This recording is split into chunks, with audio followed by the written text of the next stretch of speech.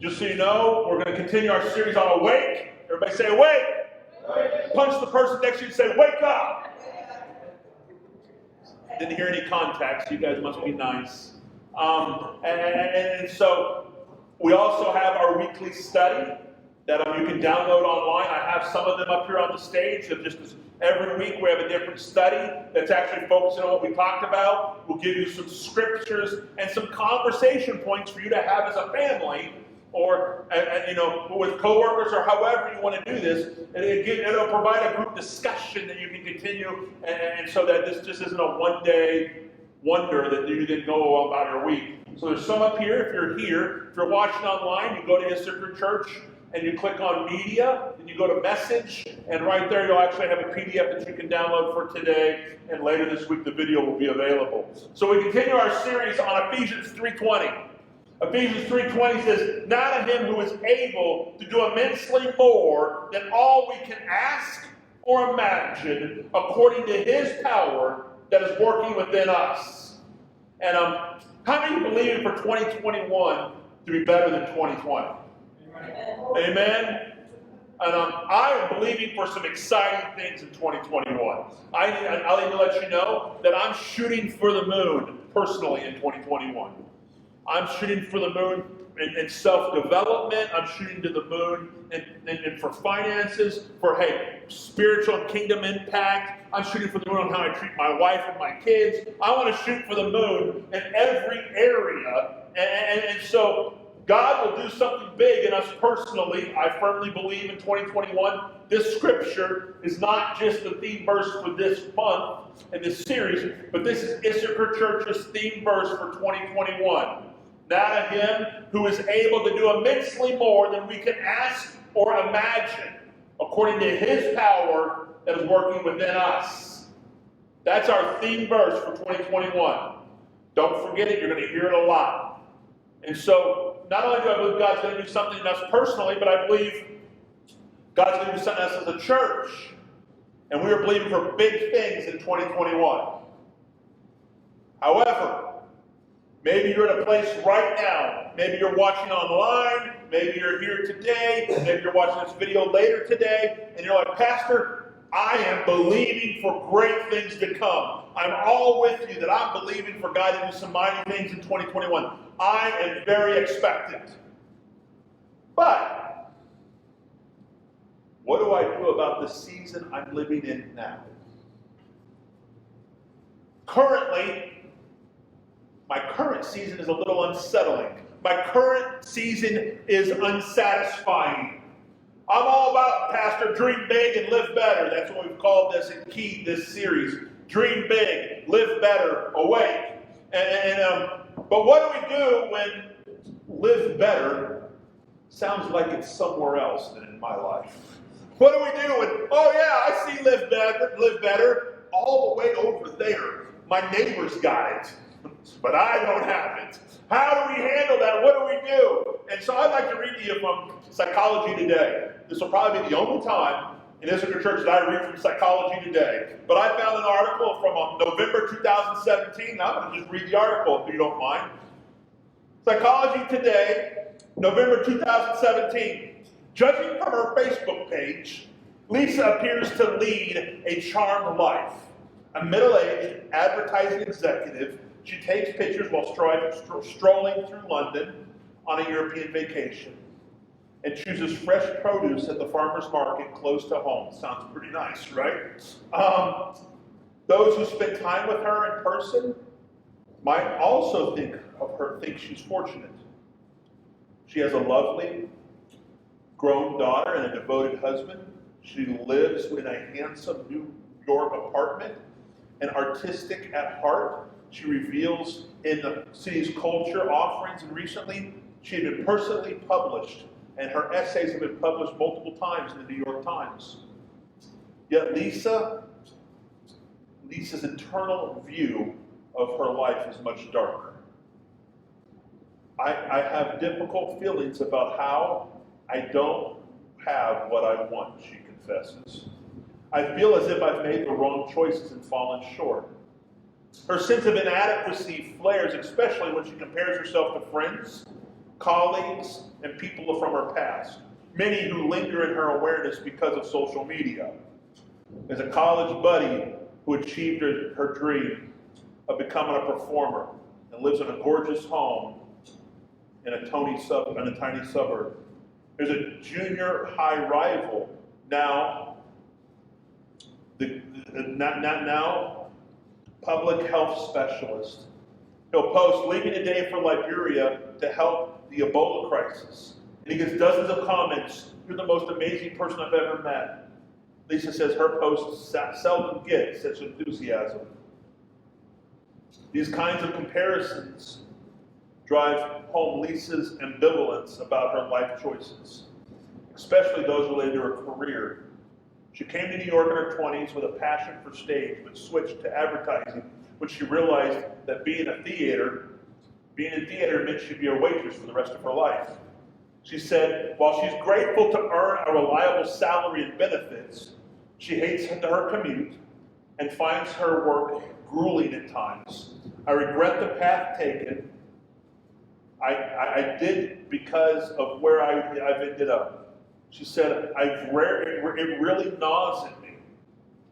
When she's confronted with her peers' accomplishments, her own perceived failings pop out sharply at her. How many can relate to that?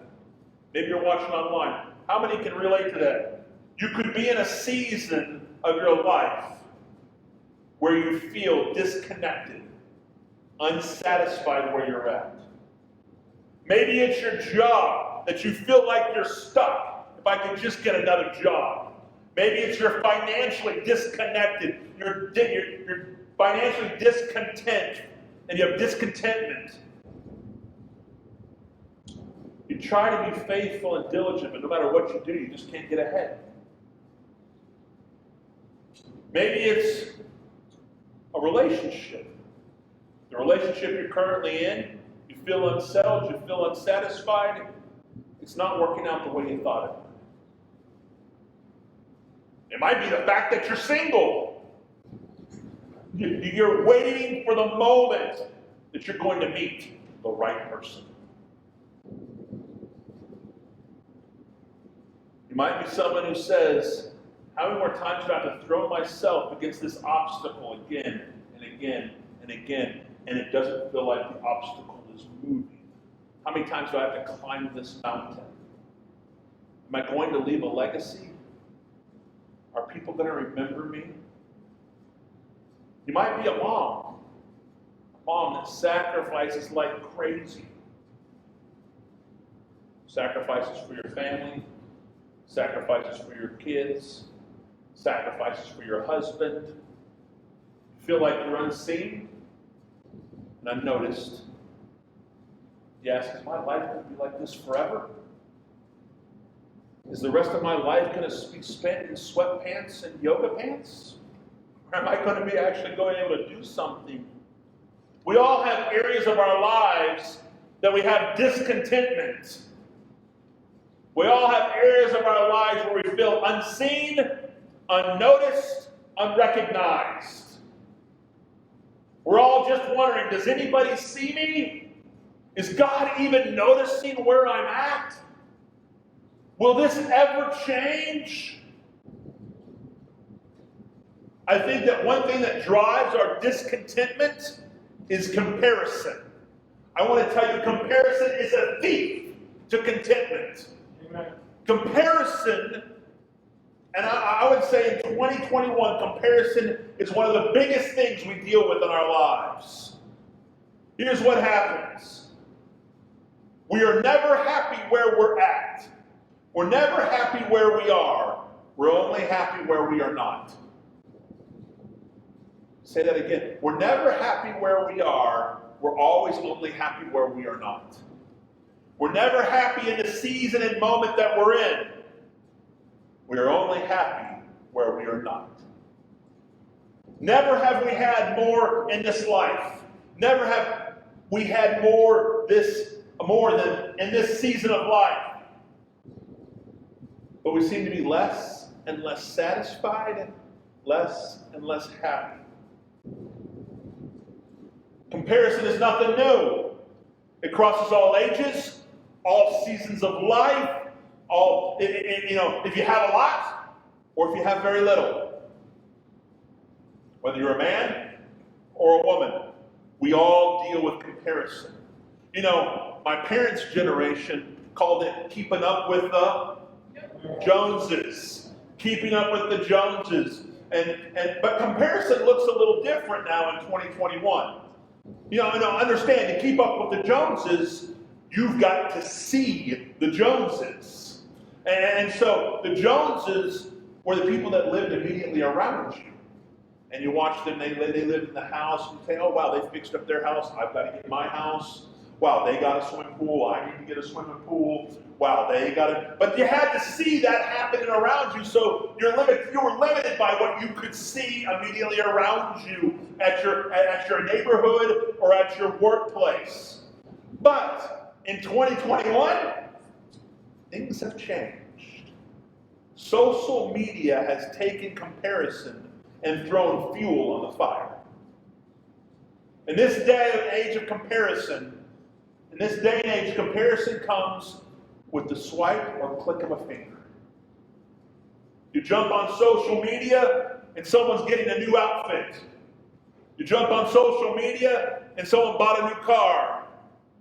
Jump on social media and somebody's standing in front of their brand new house. Look at my new home. Hashtag blessed. Hashtag I'm going to get a bulldozer. Bulldoze that thing down. No. But that's how you feel. Studies say more than 15 minutes on Facebook a day, and you immediately start comparing and automatically, naturally get into a comparison model of you saying, where do they stand, where do I stand, and making that. You could be on vacation in the mountains, looking at the gorgeous scenery, looking at the sunrise and sunset, and think, wow, this is neat. Pop onto Facebook, see somebody at the beach, and now your vacation stinks, and theirs is so good. While they're at the beach, thinking, oh, wow, this is awesome, and they saw your Facebook post, and now their vacation stinks, and they want your vacation in the mountains. I'm not joking. It is like that. Comparison has made us believe a lie that what we have is not good enough. If I just had that, if I was just there, if I could only be married to them, then I would be happy. But you need to know a little secret about comparison or about social media. I love the ladies. I haven't seen it very much anymore because I don't watch my daughter's Facebook posts. But not that they post this, but their friends. They literally will get up in the morning and just waking up. There's a picture of them with makeup on, their hair's all done, and there's a cup of coffee on the end table. If you just got up, how'd the cup of coffee get there? And you're like, no, you got up, you spent 3 hours, crawled back into bed so you can take the picture. Just got up. I don't know about you, but I've never seen anybody get on post and say, I just got in the biggest fight with my wife. Man, nobody posts that. Nobody posts, I hate my job and I can't wait. No, we have a fake world, and we then have comparison with other people's fake world. So, just so you know, I just celebrated December 31st. Gina and I were married 23 years. Yes, thank you. So you can clap. Just so you know, I've now been married just as much as I've been single. I'm 46. I've been married 23 years. So I now have been married the same amount of years as I've been single. Gina is a godly, amazing, unimaginably attractive woman. I have 2 great daughters. Everyone says their kids are amazing. Mine are the best, so therefore it's settled. I have 2 dogs, 2 cats. We live in a rather large home. We own 2 cars that are paid off. I have a great job. I get to pastor a great church. That you may not know this. You have no idea how many other churches are watching us. I get comments from other churches. We watched you. They're watching. They've been watching for years just to see when it's done. When we're done with the building. I get comments all the time of people that are watching and paying attention, just waiting, because you're giving hope to other churches. And God used that small church to do this mighty thing and flip this bar and got 2 buildings given to him and making an impact that he can do it with us. They're watching and waiting. You don't know the faith that you're sowing into other churches. I have a great life. I am very blessed. Let me take you back 25 years, okay? 25 years ago, I was failing out of Bible college. And I don't mean failing just a little. I was failing. I was working 50 to 60 hours as a security guard. Yes, I was the original Paul Blart. I was working as a security guard in downtown Denver, 50, 60 hours, trying my best to do Bible college, but what really was happening was I was signing up for classes, doing no homework because I was working 50 to 60 hours as a security guard, and failing out of Bible college. Me, 25 years ago. If me today went back 25 years and talked to myself 25 years ago, I could not imagine what my life looks like. I could get ready to meet, to sit there and say, Josh, I'm the Josh of the future, pull up Bill and Ted, you're getting ready to meet the most attractive woman you've ever seen in your life, and when you say hi, she's not going to run away. It's like, score! And I was like, yes! And you know what? And you're getting ready to meet her very soon. And you're going to have 2 awesome daughters. You're going to move to Indiana where you can have all the corn you want to eat. And you're going to have influence in the workplace. You're going to work for recognized companies like British Petroleum, and they're going to come to you and ask for advice. You're going to work with NASA. You're going to be part of a 2020 Mars landing and you buys on that for security. You're going to work for the financial industry, and you're going to work for Pfizer. You're going to work with the Department of Defense. You're going to get to do some amazing things. Oh, you're going to do things that look like they come out of a movie. When you go to Bosnia and get to look for people wanted for war crimes, it's going to look like a movie. You're going to have just going to be like things you never imagined. Oh, that's not all. I saved the best for last, Josh. You're going to get to be a pastor. You're going to have 2 buildings given to your church. And the church your pastor is going to do mighty things that are going to amaze other people. You're going to have a life that people would be happy with just one of those things. You're going to get to experience all those different things. And you're going to hit all those by 46. I would not be able to fathom it. I would not be able to wrap my mind around that 25 years ago. Paul Blart, college dropout. Here's what I do today. 25 years ago, I wouldn't have been able to imagine the life I have now. And if you're honest, you probably couldn't either. And today, it's okay. It's all right. But if I could only get there. If I could just get there. Oh yeah, British Petroleum, NASA, Pfizer. If I could just get that job.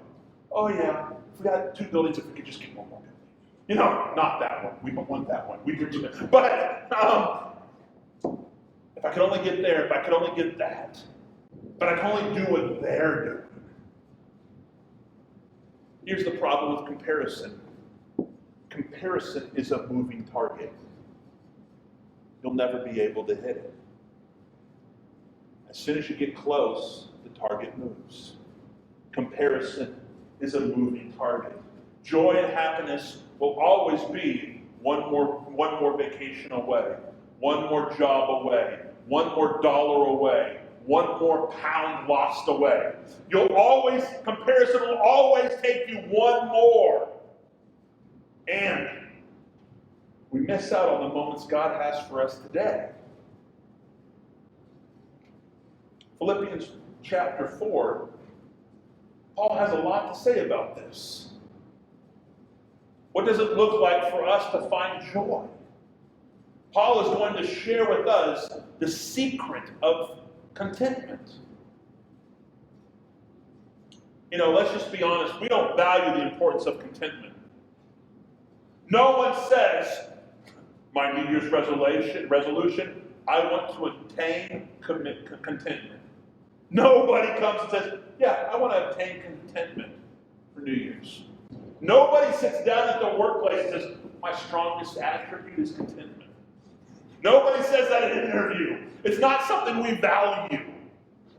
But Paul, if you want to live with joy and peace in your life, he tells us you must have contentment.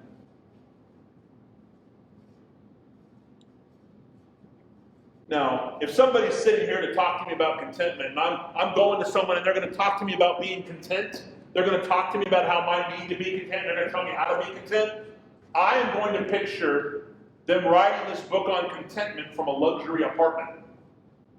This luxury apartment that has a huge I have a big imagination. Half of the house is all glass.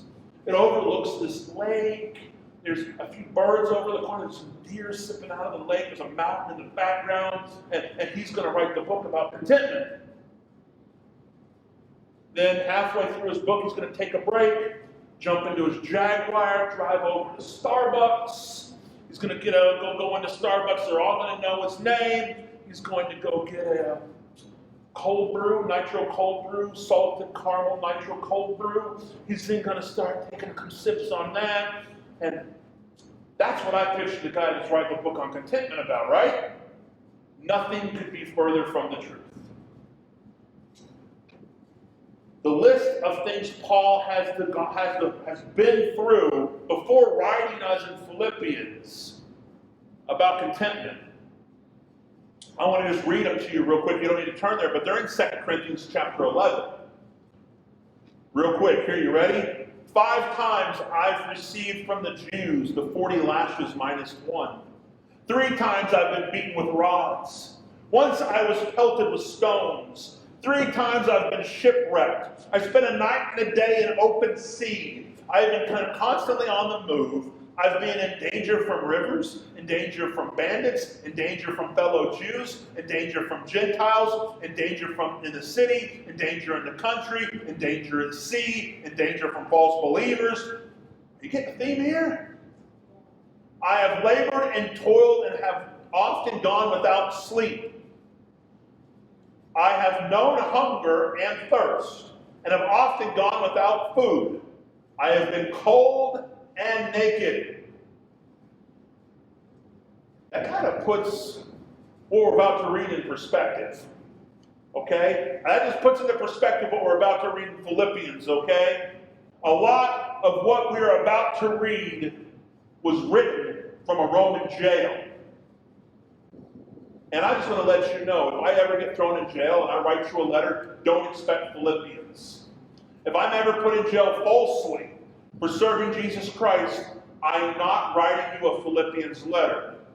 Okay? Before you open the letter, you guys come together as a church and say, Josh was in jail or in prison for witnessing and serving God. When you get ready to open that letter, you're not going to hear a letter about contentment. The letter's going to be very different. It's going to say, help! Get a petition, sign a petition. Go and get me out of here. Bake me some bread and throw a file and chisel in it. Get me out of here. Do whatever you need to do. Take an offering. Pay off whoever you need to pay off. Go get some pictures. Go do some blackmail. We'll ask forgiveness later. Get me out of prison. AKA, I don't belong here. That's what my letter would look like. I think you'll catch the contrast in Philippians chapter 4. We'll start off with verse 6. Do not be anxious about anything, but in every situation, by prayer and petition with thanksgiving, present your requests to God. I thought we were talking about contentment. We haven't mentioned that once. He continues. And the peace of God, which transcends all understanding, will guard your hearts and your minds in Christ Jesus. Paul does something very interesting here. It's like he's telling us, listen, lean in close, listen. Before I can share with you the secret of contentment, you have to learn this secret. And then he tells us, Philippians 4:6, don't worry about your life. Give your requests to God. Oh, and do it with an attitude of gratitude. Come to God with thanksgiving, with thankfulness. I'm just going to be 100% honest. That frustrates me. I don't like that. I know my story. I know some of your stories. Seriously, God, what are you trying to tell us not to be anxious? Have you seen 2020? It don't appear much is changing in 2021. God, how can you say don't be anxious? Have you missed the news report? Have you not watched the news? Have you not just checked in recently? Have you not seen my bank account? Have you not heard what other people said to me? You don't want me to worry, and you want me to have gratitude? I don't get it. I don't understand. How do we not worry and have an attitude of gratitude? Some of you right now are in situations you can't imagine being thankful and not worrying.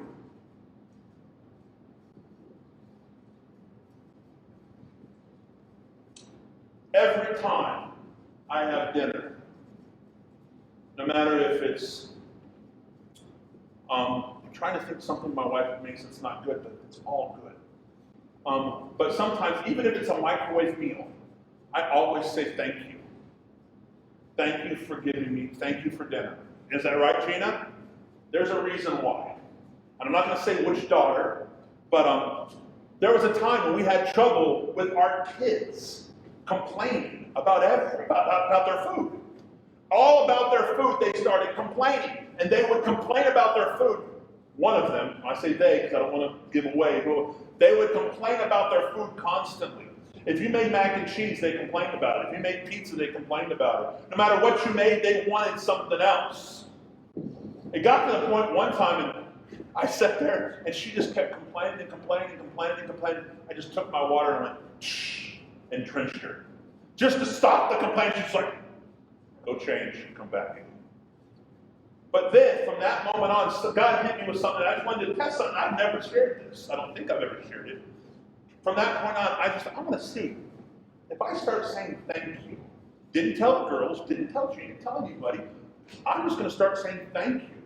So I started making it a point, thank you for making dinner. And all of a sudden, you know what happened? I'll never forget it. One of our other kids, shares what? Mom, yes, thank you for dinner. And then, Mom, thanks for doing laundry. If you start being thankful for what you can, God can take you. God can. You can take what you. I'm trying to think how to word this. If you start being thankful for what you can, God, I thank you that I can breathe. God, I thank you that I got out of bed today. Other things will start coming to you. Thankfulness builds your faith. Did you ever realize that? Thankfulness builds your faith. You start thanking Him for, Lord, I thank you for church today. Lord, I thank you for heat. You guys may not, some of you may not know this or watch on. We've had some Sundays, some years where we didn't have heat.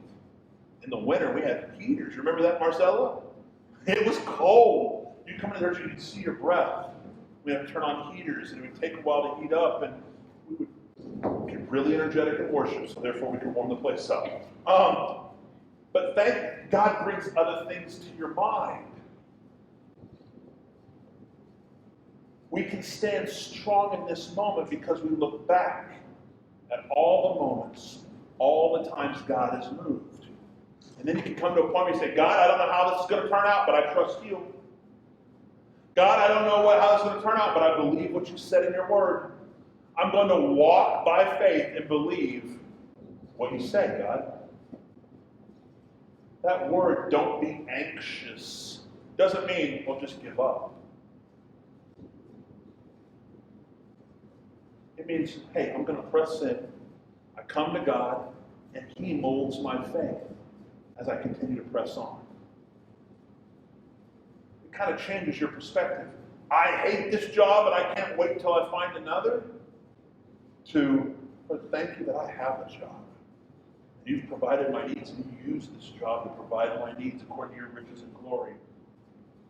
I don't know how much longer I can stay in this marriage.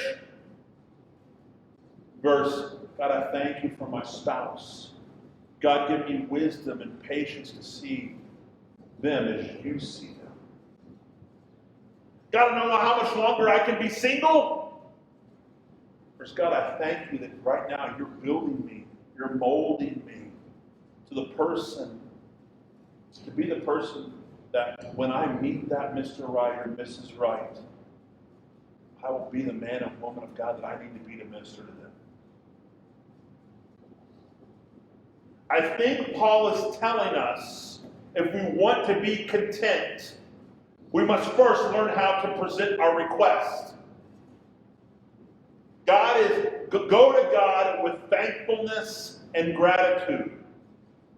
Only once we do that can we get to the secret of contentment. Philippians 4, jump down to 11.